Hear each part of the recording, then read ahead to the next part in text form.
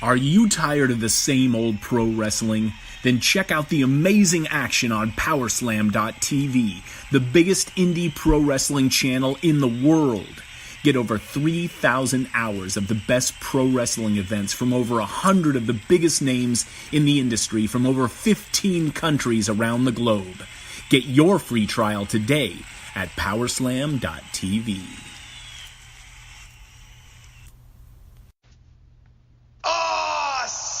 This is your main man RJ from the Ringside Rant, heard only on the Visionaries Wrestling Network. So go over and subscribe across all your major platforms, iTunes, Google Play, SoundCloud, and Stitcher to hear every great interview I have every Monday on the Visionaries Wrestling Network.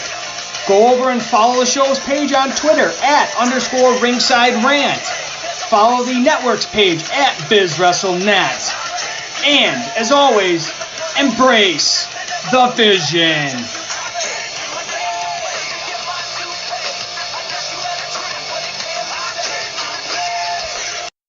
The following advertisement is sponsored by Beercade YEG. Hello. You are listening to a commercial for the podcast Over the Top Rope, the flagship podcast of the Win Column Sports Network, as well as a proud member of Backbreaker Media. Again, this podcast is sponsored by Beercade YEG. You can find us pretty well anywhere that podcasts are played, including on the iTunes, Podbean, the Google Play, SoundCloud, and on wincolumnsports.ca for all your previews, reviews, and breaking news from the world of professional wrestling. Tune in every Friday on Backbreaker Media, a member of Win Column Sports.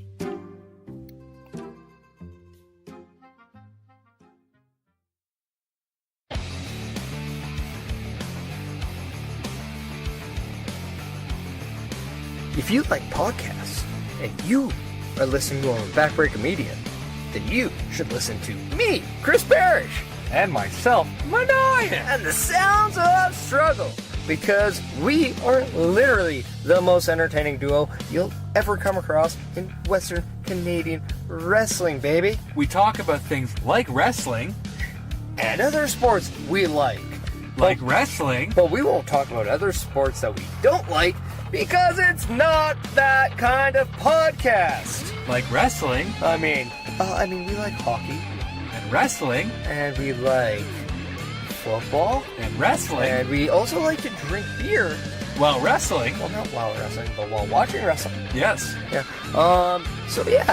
If you want to get into a conversation with Maniac and Chris Parrish, then you need to tune into the Sounds of Struggle live on Backbreaker Media. Every Thursday. Is when we hope to drop, but sometimes Mike Malawany doesn't do his job right. Or we're too drunk to forget. Yeah, that happens too. Yeah. He can bleep out the swear word, because we weren't supposed to do that. Oh, but I'll try not to swear. I can't do it. Yeah. Let's face it, the two of us, we're real. And spectacular. And we're a little bit of all right. Yeah. We're also strugglicious. That we are. That was kind of the key. We're supposed to do strugglicious. Oh, sorry, I'm drunk. Yeah. So, if you don't want to listen to us, then no. You're stupid, because we're entertaining. And if you want to listen to us, then come listen to us on Backbreaker Media. Yeah. Later, he said. Later, bitches.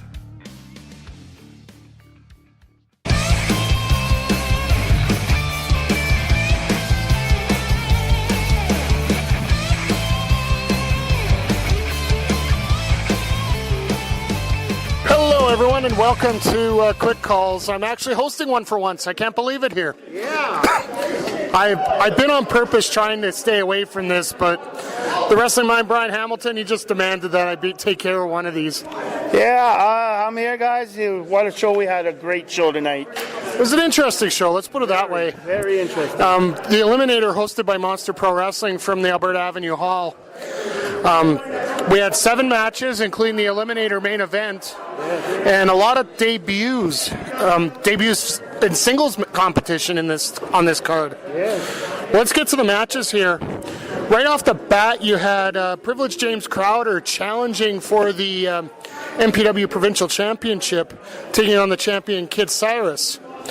Now, this match here, I found Privileged James Crowder actually kept up quite well with the champion. Yeah. This match, to be honest, it went a little longer than I thought it would. But in the end, despite the attack from Crowder on the arm and the leg of Kid Cyrus, he manages to go up to the top rope and hit Crowder with a flying forearm for the 1-2-3 victory. Yeah. Your thoughts, Brian? Oh, I thought this was a really great match to start the show. Two young guys going at it. Crowder, he's getting more impressive every time we see him. And, well, Kid Cyrus, he picked up a huge win to retain the title in a great match to open the show. Absolutely. And I find the one thing I find about this match here, you had Kid Cyrus, who was dogged determined to get his signature moves in here, and Lord knows it took that extra effort to get up to that top rope and finish off Crowder. But Crowder came out without Rick Jules. Like, they met at the entranceway and he took off. Yeah. A little strange in this scenario here. This happened for a couple months now. Yeah, very strange. It looks like they just kind of want to do things on their own, do their singles matches without anybody's in their corner, so they don't interfere, or so they don't get DQ'd or whatever, and James Crowder, he did good. He almost pulled up the huge win, but in the end, didn't do it. No, absolutely not. But from there, let's go on to our second match and a debut of another member of the Catalyst. Propane in his singles debut calls out anybody from the locker room. And with that, the challenge is accepted by El Diablo. Yeah. Talk about a contrast of styles here. Wow. Yeah, you got Diablo. He's not a big guy. He's very short. And then you get Propane. He's about 6'6" or so. A big, tall guy. And, but Diablo, he had the speed, and the speedy guy, well, the Propane really couldn't keep up with him very much during some of this match. Well, at points, yes, but the big man could move around, and he took control most of the match here. Unfortunately, or fortunately, depending on which way you look at it, it was the Catalyst that caused the loss here for Propane, where Rick Jules was trying to quote-unquote help by helping keep Diablo out of the ring. While he was getting counted out, referee Kevin saw it and called for a disqualification. So your victory in this matchup was Diablo. Yeah, that was very strange because Propane came out and he called out Jules and Crowder. They come out, and then the match starts. The next thing I look over is they're at the concession stand getting hot dogs, and then they're coming back and just standing by the entrance and watching the match until. I'm going to say right now, I'm a little pissed off at Crowder and Jules. Yeah. They ended up picking up hot dogs for the referee, for everybody else. Didn't get one for me. Them son of a, what? Yeah, and then what the hell? Jules, he's walking around the ring, and he's holding Diablo's leg, preventing him to get back in, and the ref sees him. Yeah, Propane gets the DQ. He wasn't very happy with the Catalyst. He was very PO'd at him. After the match, he ends up laying out Diablo with a huge choke slam there. Yes. So Propane makes a statement, and the Catalyst and Propane don't seem to be seeing eye to eye right now. So no, there's something fishy going on there. Yeah, absolutely. Very.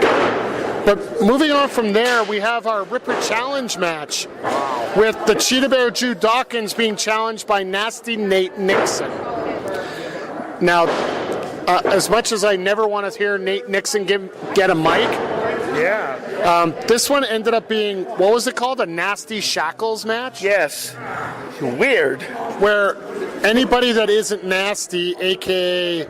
Jude, had to be shackled for the match.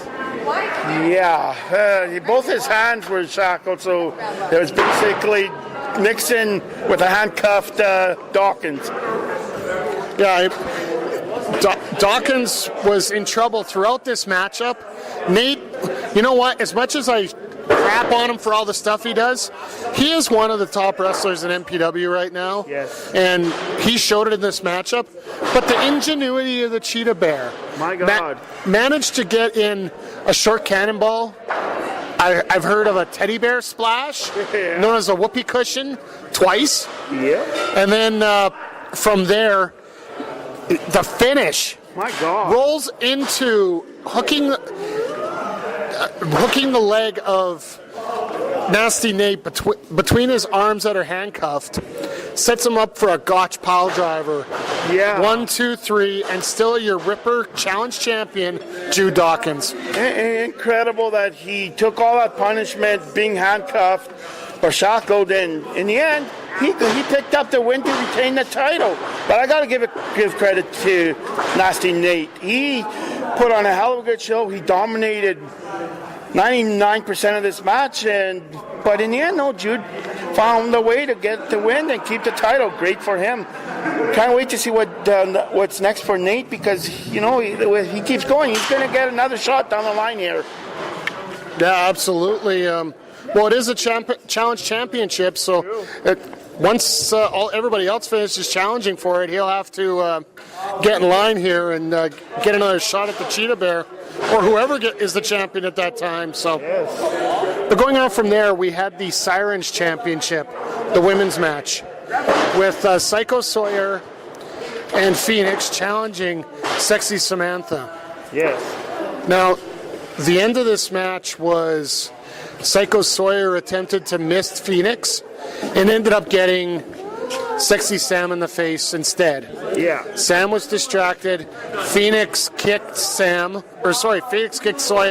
hit her with that face buster, X Factor, whatever way you want to call it. Yeah. 1, 2, 3 as Sam was blinded. And your new Sirens champion, Phoenix. Your thoughts? Oh, actually, it wasn't a bad match. I thought it was very good. All three ladies put on a great show. In the end, Psycho Sawyer got Sam in the face with a mist she couldn't see. And Phoenix capitalized and picked up a huge win and won the title. Great for her. She deserved it. She's been after that title for over a year or so now, and finally she got it. Great for her. Yeah, it was an interesting match. I'll put it that way. I'll save the comments for you there, so I'll leave that at that. Yeah. And then from there, we had our tag team matchup of the evening with the former. Sorry, a little cough there, folks. The former MPW Tag Team Champions, Lumberjack Larry Woods and Danger Zone Mitch Clark, taking on multi-time MPW Tag Team Champions, the Tattoo Terminators, Wrath and Massive Damage. Yeah.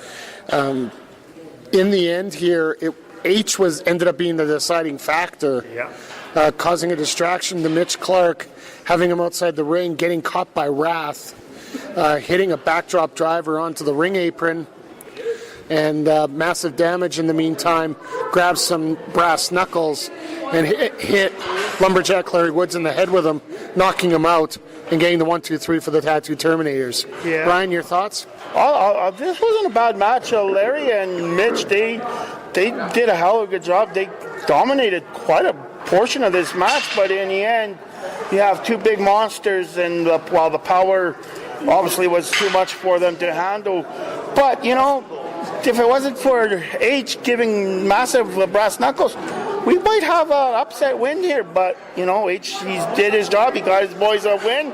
But then they kind of ran in a little trouble after the match because they had something that did not belong to them, and there was a certain team that really wanted them back. Well, the Renegade Tag Team titles seemingly appeared out of nowhere. Yeah, I wonder who had possession of those. There are no pictures to prove it right now, except for Snapchat, which didn't count. Yeah. Excuse me. And but at the end of this match, you had the Terminators posing on the ropes with H in the middle with the belts, and out of nowhere, the champions, the real champions, the wrestling royalty, show up, steal the titles from H, and run out of the ring. Yeah. So I think the Terminators are going to have a bit of an issue here. As we see, the Terminators indicating that they're about to bury the current tag team champions sometime soon. You're full of shit, Malaway, and we're the champs. Those guys stole our belts. What a crybaby. I will say one of the highlights of this match was the useful undergarments that the fans brought in for Wrestle tonight. What's up with that? That was crazy. That was pretty cool to think about. Folks, I'm just going to sum it up in 2 words. Massive titties. Yeah, exactly. We'll just leave it at that. For that, we went to intermission. So we got to the second half of the show, and we got to our heavyweight title match. Yeah. In his singles debut, T.Y. Jackson taking on the Headline Shaun Martens. I'll be perfectly honest. I thought Martens was going to whitewash this kid. Yeah, very so. But TJ, he put up a hell of a good fight. But in the end, the champ, he hit his move. He got the win, kept his title. What are you talking about? The challenger hit his corkscrew senton over the top, off the top, onto Martens. True. If it wasn't for that rusty little goat-faced little gnat H, that's true. He would not have that championship right now. That's true. H put the foot on the rope. Yeah.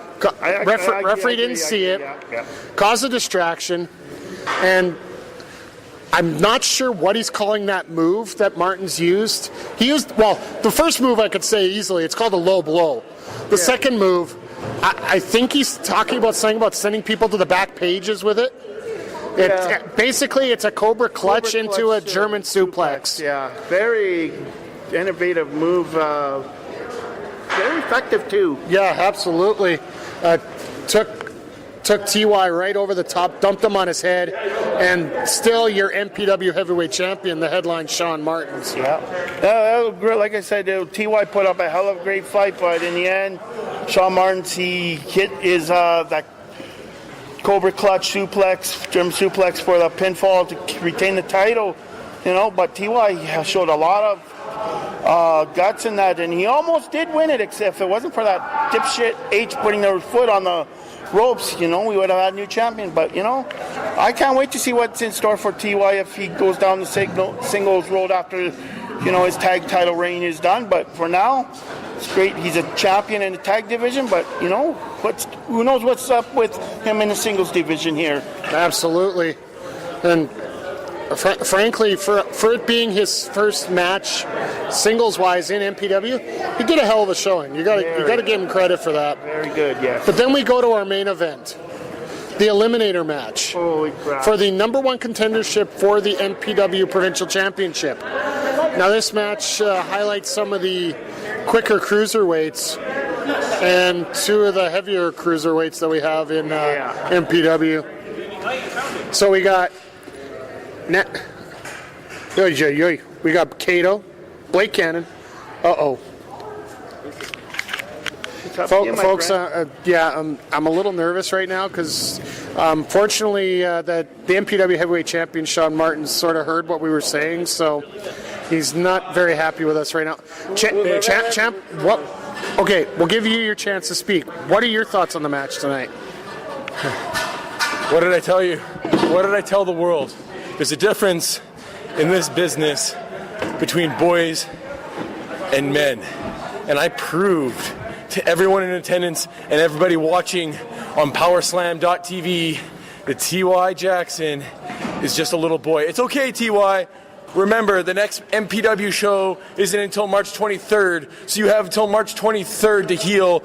Well, myself, a man like myself, I'll be in action next week in Regina as I travel across the country, beating champions across this country to be the best in this goddamn business.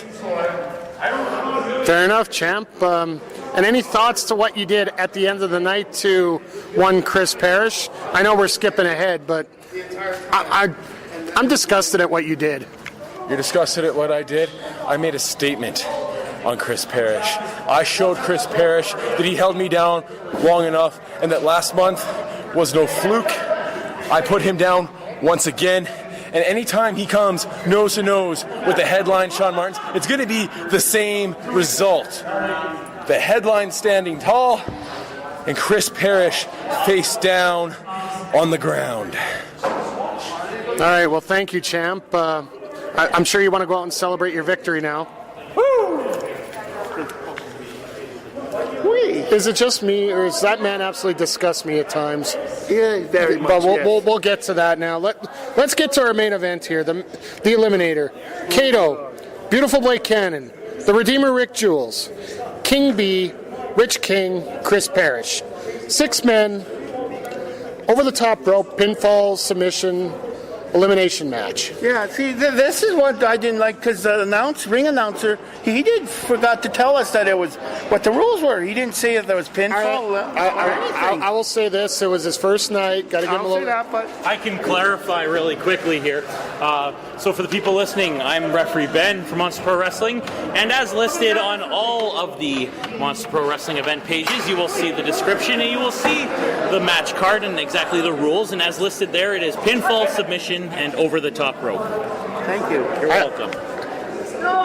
I'd like to know where this information was. Like he said, but you know what? I'll let him be. You know, referee's always right. True, yeah. Except when he completely screws up, but that's beside the point. Anyway, so we get into this matchup here, and one thing that always confuses me, and it's always the bad guys that do this. Yeah. Why do you break up a cover in an elimination match? I don't know. That does not make sense, because why would you do that? You're going to eliminate a person, so you're going to have it, 3-on-2 now, basically? Or something like that? I don't know. Well, we get into this matchup here, and the first man to be eliminated was over the top rope, but King B. Was that correct? Nope. He was pinned by Joe. Oh, my apologies. Yeah, with Sorry, I got my things all screwed up here. All right, our first elimination in this matchup was King B by Rick Jules due to a devastating second rope air raid crash. Just flattened out King B, getting the 1, 2, 3. So King B was out. Second of all was Rick Jules. Sorry, Rich King. I'm trying to read Brian's writing here. It's not good sometimes. Sorry, but it was Rich King got eliminated with Kato sneaking a pin on Rick Jules. That sort of ended up being a turning point in this match, where you sort of saw an alliance between Blake Cannon, Kato, and Rick Jules form up until this pinfall. Yeah. Then it was like these 3 guys were going after each other and ignoring Parrish. So it was like they wanted to eliminate each other, but they forgot about Chris Parrish. It was weird. Yeah, and then you ended up, Rick Jules had a tough time getting over the top rope after a few attacks. So it ended up being basically a fisherman's buster by Kato on the Jules for the 1, 2, 3 in the elimination. Yeah. So then we're down to Parrish, Kato, and Blake Cannon. Kato gets eliminated by Parrish. Absolutely devastating parachute, the suplex style into the neck breaker. After Kato after Blake Cannon missed a splash. He hit the parachute. Oh, yeah. And then Blake went to go break up the cover. He tried to hit the splash, ended up hitting Kato. That's right. Parrish ends up hitting a super kick onto Blake. That's right. And then Parrish resumes the cover and gets the 1, 2, 3 and eliminates Kato. Yeah. Then at the end, this is what Martens was talking about. Oh my God. Parrish had this match won over Blake. We had a point where Parrish had this pinned. Had the pin down. All of a sudden, H and Shaun Martens come out. Yeah. And thanks to Shaun Martens hitting a devastating pedigree, that's a little bit of a slap to the face of Chris Parrish, one of his finishing moves. Yes. Blake Cannon manages to get the pinfall victory in the 1, 2, 3 and wins the Eliminator. Yeah. Rather anticlimactic, but rather advantageous for beautiful Blake Cannon. Your thoughts on the whole match? I thought it was not a bad match, actually. You had, like you said, 6 of the best light cruiserweights, light heavyweight cruiserweights. And Blake. Yeah, and Blake. And Rich. Yeah. You know, and You know, it was actually, I thought it wasn't a bad match. You had all 6 guys, they wanted this title shot. In the end, though, beautiful Blake, he showed why he deserved it. He picked up a huge win, and now he gets a future shot at the provincial title down the line, which is going to be an interesting match. Well, it's going to be a replay of what happened in December, where it ended up being the first victory for Kid Cyrus in keeping his provincial title. His first defense was against Blake Cannon, and I'm going to say this before, and I'm going to say this again. Kid Cyrus is turning into Mr. GMSI. Yes. Get my in. And he seems like he just did that right there. But anyway, after the match, you had Martens attack Parrish at ringside, rip off the tag struggle shirt he was wearing, and throw it on Parrish. We knew that was gone. So, but anyway. Brian, your overall thoughts on the card before we go to the highlights of the night? Overall, I thought it was a really great card. We had 7 great matches, and for the weather and the crowd that we had, we ended up with like 300 plus. It was like standing room only. There was not a chair left in this building. It was insane. And I mean, well, people that have been here to watch MPW and watch me do my commentary, if they see where I'm packed, I was not able to watch the match to the ring. I actually had to look through my monitor the entire night because there was no opportunity to see around it. So a great job on getting a great crowd tonight. So and you know, and the weather wasn't that great out. It's cold as heck out there, but yet the fans come out in droves and pack this building again. Unbelievable. All right, your highlight of the night, sir. I got to go with the main event there. Like I said, you had 6 of the great lightweights going at it. And Cannon. And Jules. And in the end, Blake Cannon, he picked up a huge win. He's going to get a title shot down the line here against Kid Cyrus, and it's going to be very interesting when those two go at it. I can't wait to see that match.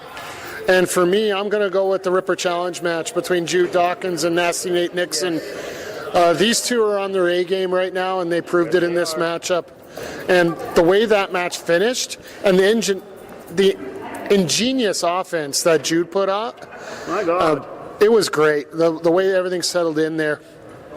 Yes. I wouldn't say there was anything that was a real surprise tonight, other than Phoenix winning the championship. Yeah. But even now, eventually, she's going to get that title. So. Oh yeah. But that's going to wrap it up here. Our next MPW show is actually going to be March 23rd from the Ranch Roadhouse. Okay. That's their one night only show every year. In March, they take the show on the road to a different venue. And this time it's going to be the Ranch Roadhouse, March 23rd. Yeah, and that's kind of a conflicting date because we have another big show going on that day. Yeah, well, I didn't want to bring it up, actually, but yeah. I think there's 2 going on that day. Just one. Just one.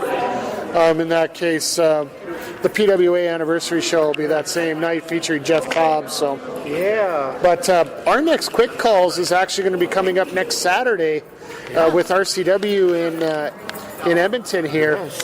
I'll be honest, there's so many GD cards for RCW, I can't keep track of what's in what match. I know, it's crazy. Well, folks, just keep track of Backbreaker Media here on Facebook, on Twitter. We'll get all the information out to you as it comes out. So, about the wrestling, I'm Brian Hamilton. I want to thank you for joining me here this week. Oh, not a problem. I can't wait to do this next week. And it's always great that the fact you guys can get the quick calls in under 20 minutes for once. Damn right. But this is senior engineer at Backbreaker Media, Mike Maloney. Want to give a shout out quickly to our friends at Wincom Sports, our host of Backbreaker Media. We are the audio supplier for Wincom Sports. And want to give a shout out to all our friend podcasts, and make sure you check out this video on Backbreaker VOD as well as Powerslam.tv when we get it out. Yes. Shout out to Pontarella Productions, and I'm just going to wrap it up here saying if you're going to make a good call, make a quick call. And this has been Quick Calls from the Monster Pro Wrestling Eliminator from the Alberta Avenue Hall here on Backbreaker Media, the division of Wincom Sports.